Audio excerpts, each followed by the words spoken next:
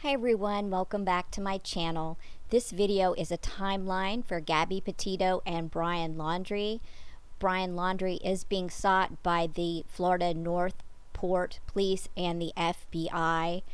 So if you see something, say something. There's also a reward for his location. Gabby Petito and her fiance or boyfriend Brian Laundrie embark on a road trip of the national parks. She's an Instagram influencer looking to start a YouTube channel, Nomadic Static, documenting the van life. The name Nomadic Static is inspired from a quote from Fight Club, one of Brian's favorite books. She purchases a white 2012 Ford Transit van, and she and Brian convert it into a camper van. License plate QFT G03. Gabby is the listed owner of the vehicle registered in Florida, her state of residence. The couple worked together to convert the vehicle, with Gabby doing the interior and Brian performing the mechanical work. This is the couple's personal history. Gabby's the eldest of 6 children. Her mother's Nicole Schmidt, stepfather Jim Schmidt, and her father Joe Petito. Brian's family are his mother Roberta Laundrie, father Christopher Laundrie, and sister Cassie Laundrie. I'm not sure if he has any other brothers or sisters, by the way. Gabby Petito met Brian Laundrie at Bayport Blue Point High School on Long Island, New York. The couple have known each other since high school and have been in a 2.5-year relationship. Alyssa Chen, a high school friend of Gabby's, told People magazine, quote, "They had very high highs and very low lows, but she always said he was a good boyfriend." Ben Matula, another friend of Brian's from that time period, said, quote, "One minute they'd be all over each other, the next minute he'd be like, 'We're fighting.' They always had some drama." Before she moves to Florida to live with Brian's parents, Gabby works for 2 years as a hostess and in the kitchen at Smoke on the Water. Before their van life trip begins, they live together for almost 2 years in Northport, Florida, at the home of Brian Laundrie's parents. Gabby and Brian had been engaged, but allegedly called it off, going back to regular dating because they felt too young for marriage. At first, Gabby does not have any friends in Florida, so she uses an app to meet friend Rose Davis. People also state that Brian did not like Gabby to have friends. Quote, "Brian has a jealousy issue," Rose Davis said. "I'm her only friend in Florida to my knowledge, and that's not because she can't make friends. He just didn't want her to have friends." Gabby confided in Rose Davis, who later spoke to the Daily Mail about Brian being controlling. Rose said that Gabby told her that Brian had stolen her identification one time in the past so that Gabby could not go out line dancing with Rose because it required an ID. Quote, "Brian didn't want her to go out with me, so he took her identification. She was so hysterical, she told me she slapped him and said something about him pushing her. She was holding back, and I told her, 'You need to tell me the deep of what happened,' and she just wouldn't." Rose recalled that the couple had several brutal arguments in which Gabby would drive off to spend the night at her house. Quote, "I think that's one reason why Brian rushed into this van trip. He saw how close we were getting, and he realized that after every fight, she was staying at my house, and he didn't have control over that. He's got these jealousy issues, and he struggles from what Gabby called these episodes where he would hear things and hear voices and couldn't sleep. Gabby had to stay at my house a bunch of times because she just needed a breather and didn't want to go home to him." Rose Davis told People magazine, "I tried not to judge their relationship, but I just knew something was off. I didn't expect this, obviously. I just thought he was just controlling. And bit by bit, she was almost... The more we were hanging out and the more she was away from the relationship, the more she got comfortable and was getting into her own skin, and then she started working." Regarding Gabby's employment, she had told police that she had been working as a pharmacy technician in order to save up money for the trip, and that she had worked at a juice bar and quit her job for the new van life adventure. Allegedly, both Brian and Gabby worked at a Florida Publix at the beginning of the pandemic.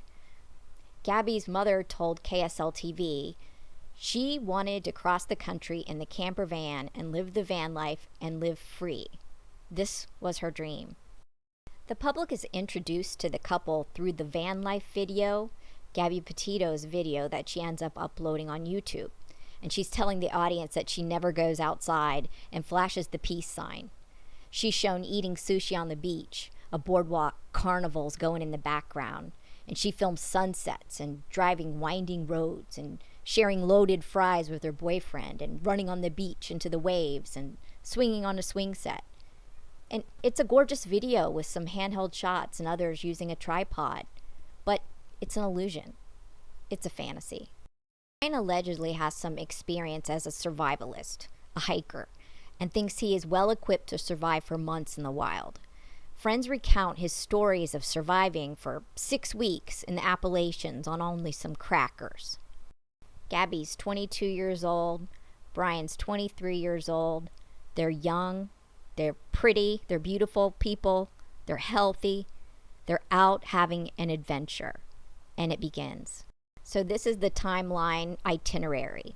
On July 2nd of 2021, and all of these dates are 2021, the van life trip begins from New York. On July 4th, they go to Monument Rocks National Landmark, and that's in Gov County. And on July 5th, they're at the Kansas Monument Rocks, and that's this picture here at the Kansas Monument Rocks. On July 8th through the 11th, they visit Colorado Springs, Colorado at the Grand Sand Dunes National Park. And by the 16th and the 18th, they're at the Zion National Park in Utah. On July 21st, they're at Bryce Canyon National Park in Utah. So they're going through the rugged terrain of America. They're seeing all these picturesque sights and enjoying themselves. By July 26, 2021, here's Gabby pictured here at the Mystic Hot Springs in Monroe, Utah. This is the tub photo. On July 30th, they travel to Mesa Arch Canyonlands National Park, Utah. But nothing's known about what happens between August 1st and the 12th because nothing was uploaded to Instagram. Perhaps Gabby was busy editing the video for her upcoming YouTube channel, or maybe she was working on the Nomadic Static website. Yes, she was adventurous and she was setting up her own website. Well, let me clarify. I do believe they were in Moab, Utah during this time period because on the 10th they were at Delicate Arch. And then the incident on August 12th, 2021. In Moab, Utah, the couple have a public scene outside an organic store called Moonflower. That's a community cooperative. And according to Brian, they stayed there at Moonflower from 9 a.m. to 3 p.m. for their Wi-Fi. So that's approximately 6 hours. And Brian later says on the body camera, quote, "I gave her time." So Gabby was uploading to the internet and probably had no idea how long uploading YouTube videos takes. And let me tell you, there's a lot of processing involved, okay? It's not a quick upload. So a caller ends up contacting 911, and the caller clearly stated that he saw a male hitting a female. And the female gained access into the van through an open window. You got to think how intense that is for you to gain access into your vehicle through an open window. And the male caller, Christopher, reports in a follow-up report that, quote, they were talking aggressively at each other and something was definitely off. And at one point they were sort of fighting over a phone. And I think the male took the female's phone. And it appeared that he didn't want her in the white van. And I heard her say, "Why do you have to be so mean?" And they ran up and down the sidewalk and he proceeds to hit her, hopped in the car, and they drove off. So note that there may have been 2 calls or 2 reports, and it seems that the officers did not understand, or they certainly didn't comprehend that there were different witness accounts. So at 4:38 p.m., the dispatch reported this. Reporting party, that's the witness, states seeing the male hit the female, and he got into the white Ford Transit van with the black ladder on the back with the Florida plate. And for those of you who haven't seen the an hour and 17-minute body cam video, I'll try to summarize it, that approximately 4:40 in the afternoon, the police respond to the 911 report and they locate the vehicle driving 45 miles an hour in a 15 mile per hour zone. So allegedly Brian, who was behind the wheel, was speeding 3 times over the legal limit and crossed the double yellow line and swerved into a curb. So the full body camera video captures the incident. And on it, Brian's talking about Gabby being upset and having anxiety over flies and dirt. But it does reveal something about Brian, that Brian isn't exactly the most honest narrator, because he tells the police at one point he doesn't have a phone, and then later on he produces it at 52-minute mark. So anyway, both Brian and Gabby separately blame the incident on Gabby. That's the long and short of it.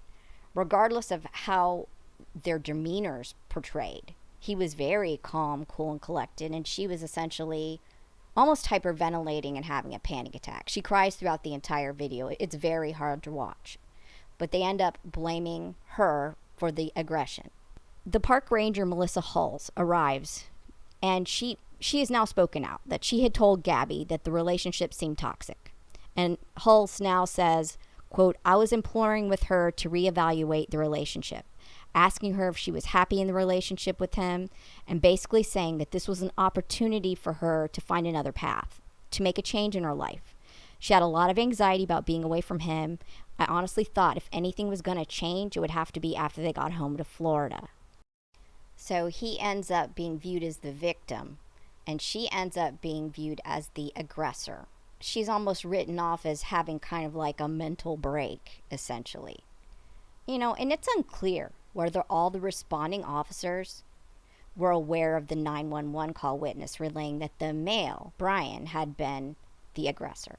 And the police are currently investigating the actions of the police due to this altercation. In my opinion, I believe that Brian was gaslighting Gabby, because he references her as being, quote, crazy, and she complains that he stresses her out. I mean, she's real clear about him being a downer and stressing her out, and that he doesn't believe in her endeavor. I mean, that's what they're doing this for.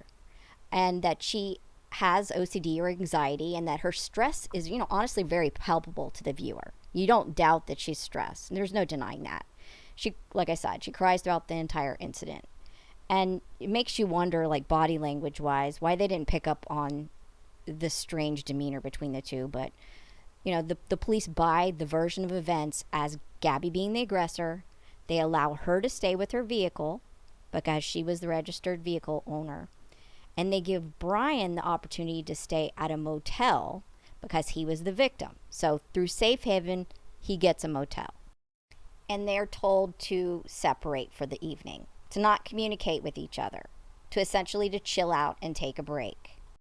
And in my opinion, Gabby would be under tremendous added stress. That one, she's attempting to portray the influencer lifestyle and it's coming apart at the seams.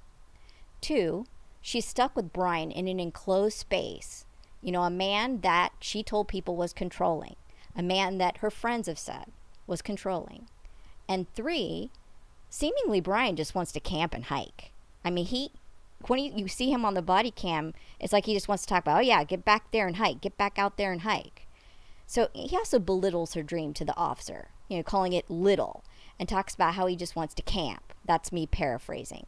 I mean, it's just clear to me that he was not amused that they spent 6 hours at a place for her to do her work, and he was eager to get back into the outdoors. And Gabby, having OCD, she likely wanted things perfect and was walking on eggshells around him, and it's no wonder that a fight ensued. So why Brian expect her to quote-unquote cool off by leaving her with her backpack on the back of the van, no phone, not letting her in the van? I mean, how he thought that would cool her off is beyond me, except to be controlling.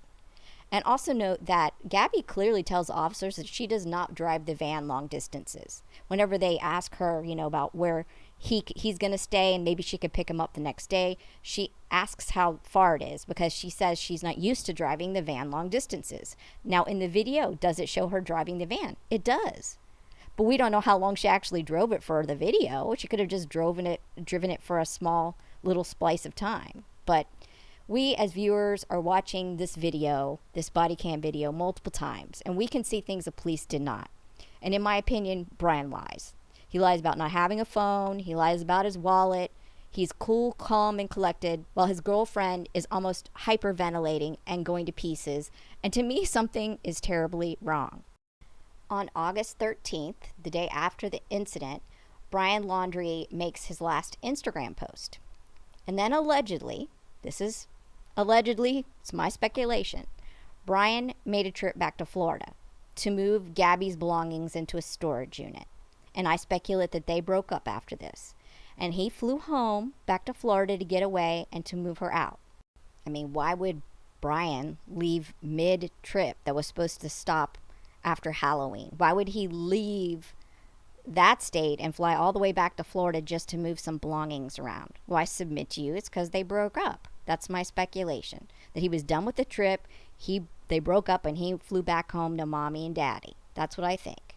And on August 15th, Brian updated his Pinterest account with all make and manner of emo stuff, like a folder called Bleak and references to autism and all kinds of sad things. And just as a side note, Brian Laundrie's Instagram account was called Bizarre Designs, and apparently he liked comic books a lot and creating his own rubber stamps, and they did look kind of cool. I have to admit, they did look kind of cool. From August 17th to August 23rd, Gabby's in the Fairfield Inn in Salt Lake City, Utah, seemingly working on her video, the one that she ends up uploading on August 19th, the van life video that on YouTube that everybody's seen. This is when this gets uploaded, when he is gone. So both Gabby and the van are in Salt Lake City, Utah. If this is accurate, and she's uploading it in this mindset, she's likely embarrassed as hell, confused, and sits tight, editing this video and uploading it, and waiting to see what Brian's going to do. And in my opinion, he comes back like he does after all their fights. So on August 19th, Gabby uploaded and published the 8-minute van life vlog. So this was the first and the only video on her YouTube channel. And she probably needed that long time and that Wi-Fi to upload it. Because, guys, it ain't easy to upload YouTube videos. On August 21st, Gabby FaceTimed with her father, and she told him that they lost power during a stop in Salt Lake City. And she asked her dad to order her some Uber Eats for her to the hotel, and he did so. By August 24th, Brian is back in Salt Lake City at the hotel, and the couple are seen leaving the hotel. So he goes back to her. They make up, seemingly, if they were broken up, which was my speculation. On August 25th, there's an Instagram post on Gabby's account called Halloween with 7 associated photos. It's got Gabby holding a crocheted pumpkin. And Gabby speaks with her mother and tells her that they're at the Grand Teton National Park and they're going to Wyoming and Yellowstone. And her mother said, quote, she sounded good and excited to continue her trip and excited to start her YouTube channel. On August 26th, Gabby posted a series of images in front of a mural at the Monarch Wall in Ogden, Utah. That's one of which is pictured here. It's a gorgeous photo. And then on August 26th, a woman named Jessica Schultz spotted Laundrie in the white van at Spread Creek Dispersed Campsite. So she saw him trying to park the van, and Schultz said that he was kind of awkward and confused, and so it drew attention to himself by parking incorrectly. So he pulled over halfway and ended up making Schultz drive around the van. So like she was behind him and he was parking awkwardly and incorrectly, and so she had to drive around him. So the Petito van was not parked in a designated parking spot, and Schultz later wondered why it stayed there for days and was not removed. By the way, that she will go to the FBI on the September 16th about the sighting. And then this is where I think it hits a crisis point. On August 27th, they're at Jackson Hole, Wyoming. It's about 1 to 2 in the afternoon, and they're at a place called the Mary Piglet's Mexican Grill. So allegedly, Brian got into a verbal fight with the waitstaff at the Mary Piglet's in Jackson Hole when the bill arrived. And allegedly, the couple was thrown out, and Brian went back into the restaurant 4 times to argue, and Gabby finally went in the restaurant hysterically apologizing for his behavior. And in my opinion, Brian was clearly out of control. And I speculate that this is when the homicide takes place, around this time period. I think they had an altercation back at the campsite after this. You know, perhaps Gabby ran and he killed her and he drove away in a panic afterwards. I think it was a heat of passion murder and that he was not thinking clearly. He was thinking clearly enough to try to make an alibi after, but I think that he just snapped. And, you know, what he does does not make sense. But he took her van, he took her phone, he took her credit cards, and in my opinion, he took her life. So on August 27th, they're at the dispersed camping at Spread Creek in the Bridger-Teton National Forest. And then a video by other YouTubers, so shout out Red, White, and Bethune here, they captured a GoPro video of the van parked on the side of the road at 6 to 6:30 in the afternoon. You know, there's always heroes of the peace, and these observant people are the heroes, because later on they go and they pull their GoPro footage and they look, and lo and behold, there's the van. So it's still August 27th, and Gabby's mother receives a strange text from her daughter regarding Stan. Like, can you help Stan? I just keep getting his voicemails and missed calls. And Stan is Gabby's grandpa, who she never calls Stan. So allegedly, Grandpa had been repeatedly calling her phone, and it appears that Brian texted the mom to get Stan to stop. You know, was Grandpa blowing up her phone and Brian got tired of it and tried a diversionary tactic? I don't know. We don't know. This is unknown. It was an odd text. It was seemingly not texted by Gabby. And typically, Gabby's father spoke with his daughter once a week. And typically, Gabby spoke with her mother 2 to 3 times a week. So her family expected the couple to have no cell service in certain wilderness areas. And that's part and parcel of why she wasn't reported missing right away.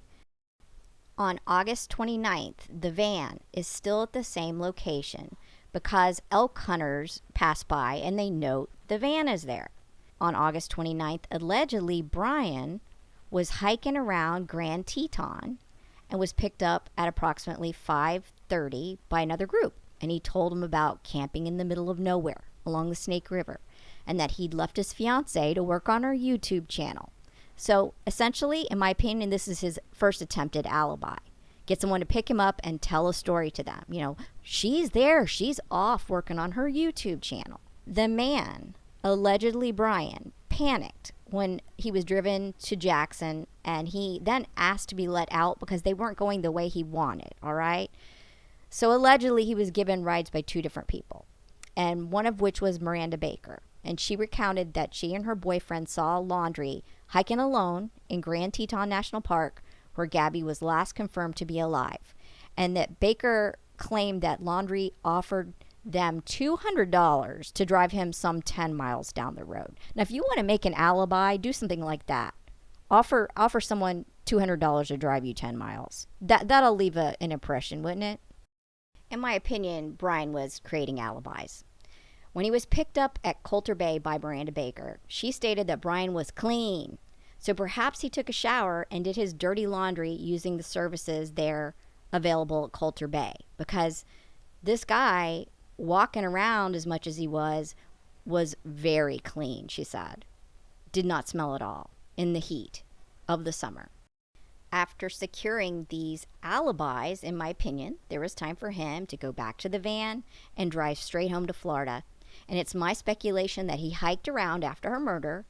He realized he couldn't make it without the van, and he decided to concoct an alibi or two. He went back to the van, and he fled to Florida. Astronaut diapers or not, I think, hopped up on pure adrenaline. He hightailed it to Florida, which is completely doable if he didn't sleep that much on the trip. So cranked up on pure adrenaline, he could make it in a very timely manner. On August 30th, Gabby's mother received another odd text from her daughter. No service in Yosemite. So this text implied that the couple's in Yosemite, where they were not going, by the way. They were never going to go to Yosemite. But it would serve as an alibi, and implying that Gabby was alive, and explaining why she was not being heard from, because there's no service in Yosemite. Or was it a sick twist on words? No service in your cemetery. Gabby's mother said, I knew something was wrong. I felt something was off, and I needed to get her reported missing immediately. So on August 30th, Gabby's parents failed to contact or touch base with Gabby.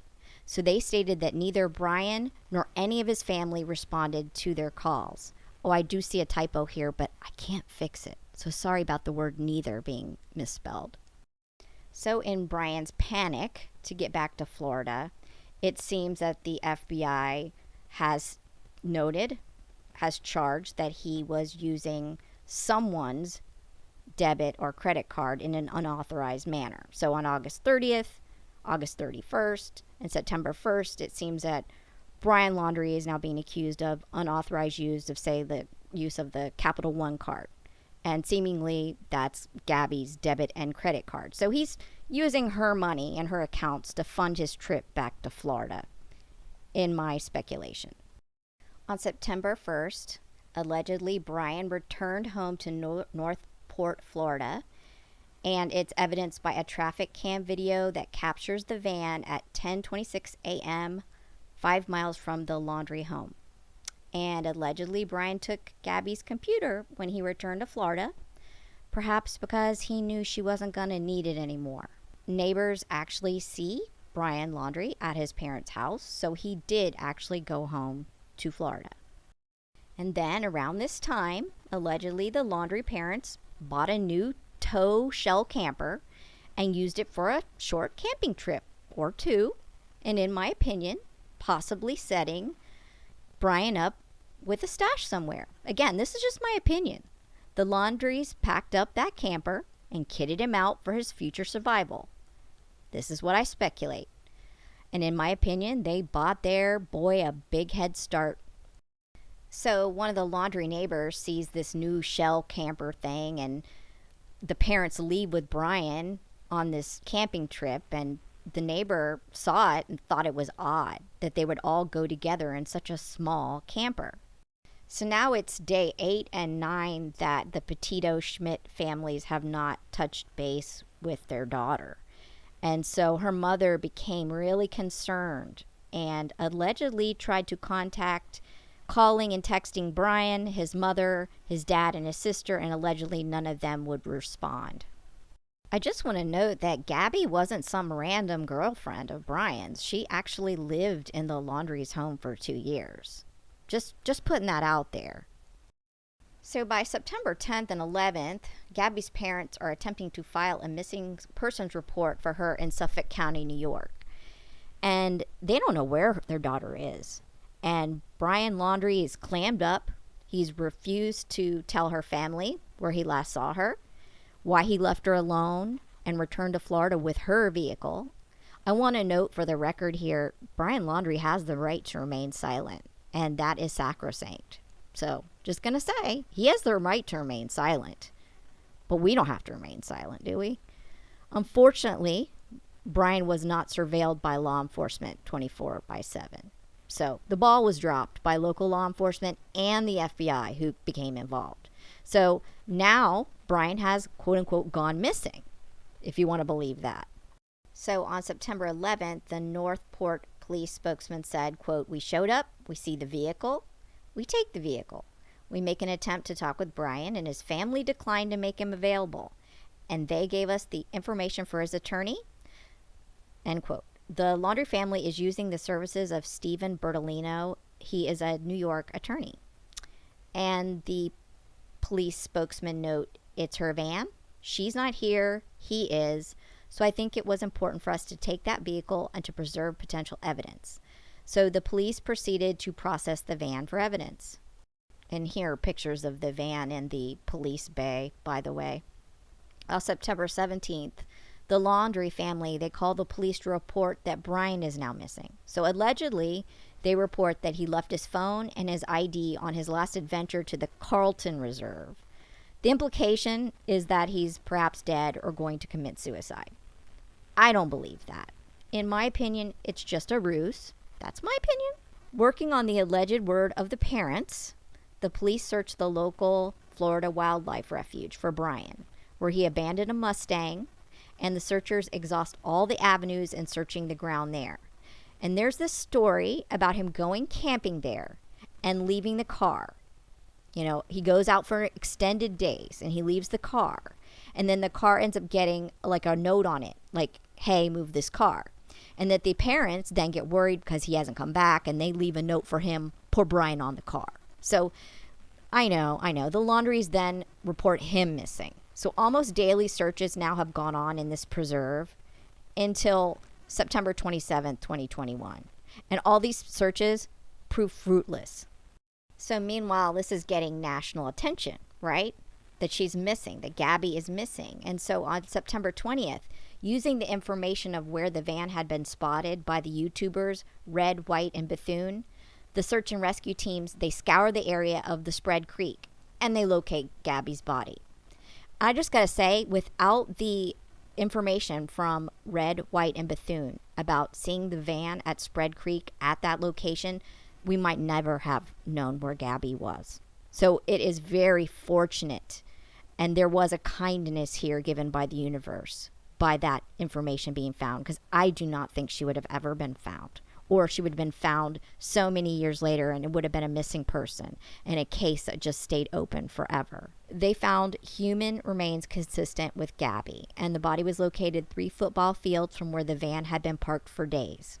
And in my opinion, Brian did not drag her over all those rocks and the gravel from the side of the van to dump her at that location. I mean, likely they were on foot in that area by that creek. Perhaps they camped there, or perhaps she ran and the murder took place there.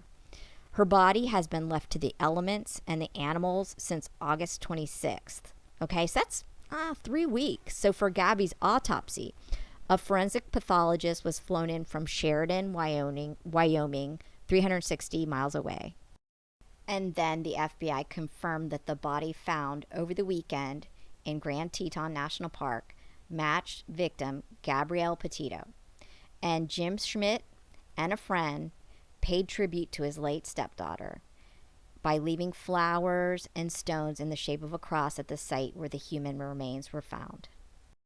On September 20th, the FBI placed caution and crime scene tape around the Laundrie family home while they executed the search warrant there, and the tape was put there to preserve the scene and to keep back the roiling crowd of people and the reporters outside.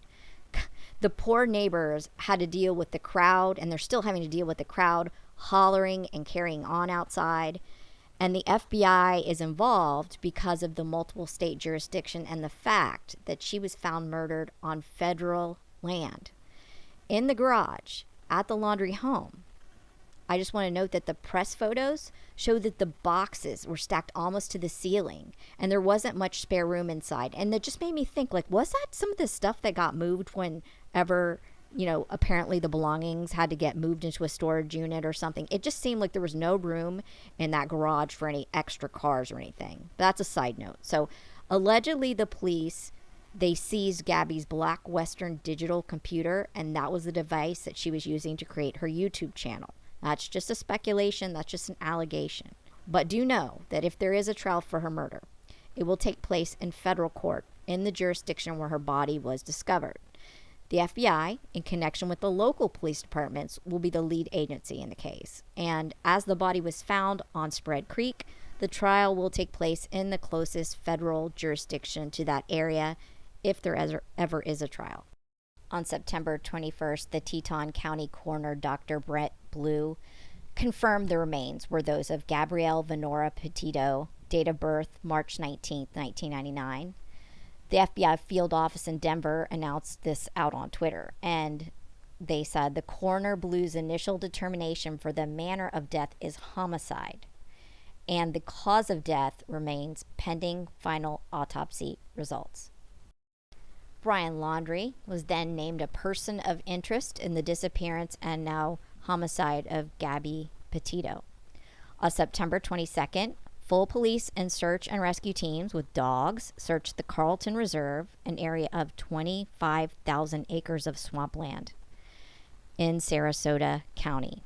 Additionally, dive teams, that's the underwater recovery team, and sonar were deployed to the area. And most of the reserve is water, and the terrain is very difficult to search, much less survive in.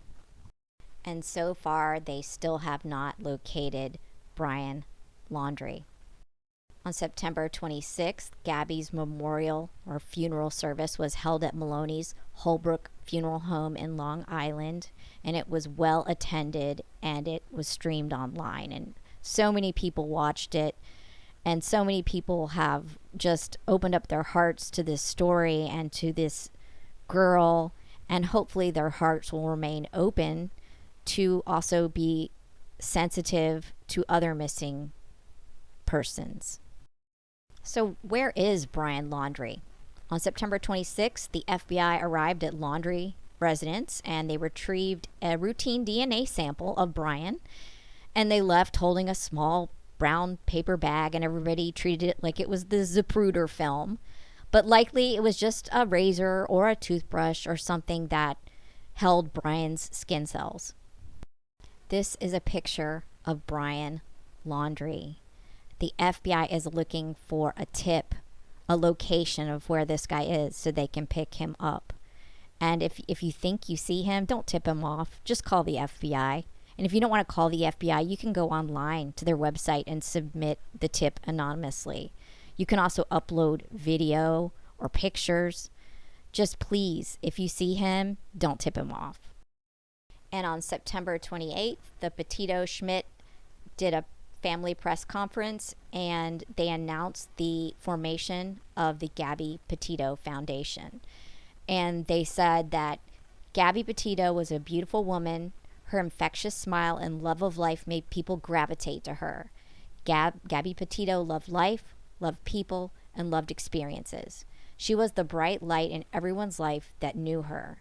Gabby's family does not want that light to dim, and they want to make some good come from this awful tragedy, and that's why they are starting the Gabby Petito Foundation. Thank you so much for watching, and if you like this video, please hit the thumbs up, hit the like, and ring that subscribe bell. Thank you, and have an excellent day. Bye.